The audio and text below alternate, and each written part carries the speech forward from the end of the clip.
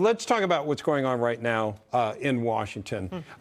There's a lot of fighting going on. They're not getting a lot done. Maybe that's good for all of us. Wall Street loves it, right? The stock market is up, right? If you can't get anything done, then you cannot mess up. But one thing that they need to get done is the debt ceiling, right? And and we've actually witnessed leadership by Speaker McCarthy stating and anchoring, the fact that, we will raise the debt ceiling, but let's talk about what concessions we need to make to reduce spending. Now, what's interesting about that to me, John, is Republicans really have a chance now to take that as an issue into the next election. Even though, in all fairness, they spent a lot when they were in power. Their excuse can be, though, that they had to spend some of that because of the pandemic, and that when the Democrats got in charge, they went crazy. I forget the trillions of dollars, between $4 and $7 trillion. Well, putting it into business terms, there are one-time expense and then there are recurring expenses. Yes. What we're trying to do is cut down on the recurring expenses. Yeah. Right? And the thing is that the Democrats are going to use it to say that, oh, the Republicans want to take your entitlements, want to take your what you need to live off of. And the Republicans have to figure out, strategize in terms of communication and the what, and link those two together. We don't want to take your entitlements away. We want to go after these other things that we need to make sure that we lower going forward.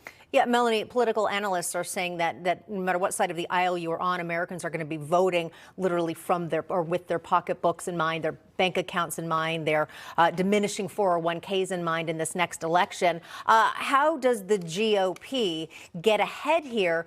Even though a lot of people, especially liberals, say, okay, this is terrible, the economy is awful, they still keep voting in liberal candidates. They do. And one thing I think the GOP really needs to focus on and do a better job at is focusing on real things that need to be cut. The Pentagon recently spent like $1.2 million on coffee pots. Like, what are we doing?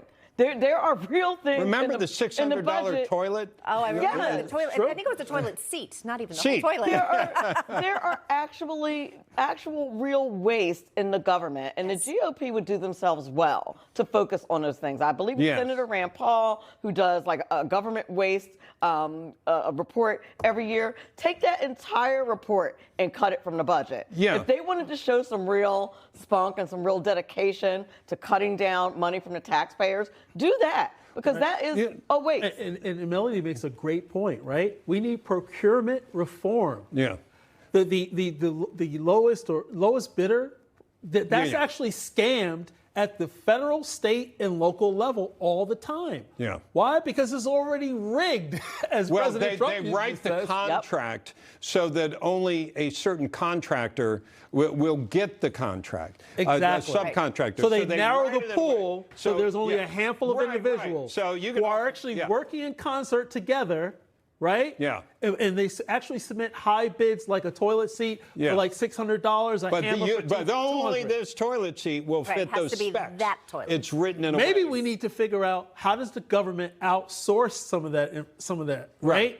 But let me ask you this How do they also. choose those contractors? Or Well, I think that I'm shocked, actually. I'm clutching my pearls that John is suggesting that there's shenanigans in government when it comes to money. And of course, there are plenty of shenanigans, and he's absolutely right. If they really wanted to do something, let's dig into those shady deals that happen all the time. And it is shady. Anywhere else that you did that, if you did that in business, you go to jail. Doing it in the government, just the cost of doing business every day. And it's wrong. It's not your money. It's the taxpayer money. We should start acting like it. Yeah. And I do believe the Republicans have an opportunity to take this to Washington. They did it in the 90s, even with the Democratic president. They finally got to a point where I guess what you're saying is that we need a Trump-like person, right? Because when they were actually recreating Air Force One, he actually told Boeing, you're going to do it for X, Y, Z. And guess what? That's exactly what they did. Well, that's a longer conversation, but